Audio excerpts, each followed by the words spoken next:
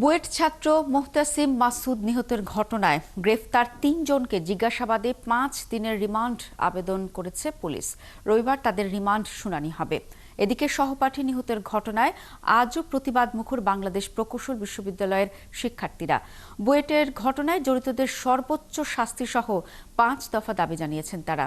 এদিকে সকালে গ্রেফতার ৩ জনের বিরুদ্ধে নারায়ণগঞ্জ আদালতের রিমান্ড আবেদন করে পুলিশ। নারায়ণগঞ্জ আদালতের পুলিশ পরিদর্শক মোহাম্মদ কাইয়ুম জানান, গ্রেফতার প্রাইভেট কারের চালক মুবিন আল মামুন, মিরাজুল করিম ও আসিফ চৌধুরী নারায়ণগঞ্জ জেলা কারাগারে রয়েছে। এদিকে গ্রেফতার ৩ জনের মধ্যে ২ জনের ডোপ টেস্ট পজিটিভ এসেছে। নারায়ণগঞ্জ জেলা সিভিল সার্জন জানান, প্রাইভেট কারের চালক মুবিন আল মামুন ও মিরাজুল করিমের শরীরে মাদকের উপস্থিতি পাওয়া গেছে।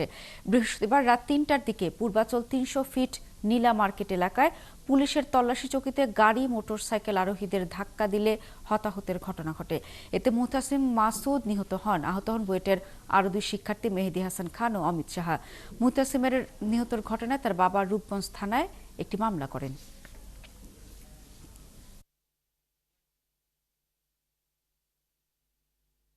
আসামিদেরকে রূপগঞ্জ থানায় নেওয়ার পরে আজকে হসপিটালের মাধ্যমে কোর্টে প্রেরণ করা হয়েছে। ৩ জন আসামিকে গ্রেপ্তার করা হয়েছে। যিনি ড্রাইভার, ওনার বিরুদ্ধে হয়তো অভিযোগ আসতে পারতো, কিন্তু বাকি অপরাপর যে ২ জন ছেলে আছে ওরা তো কোনো অপরাধ করে নেই।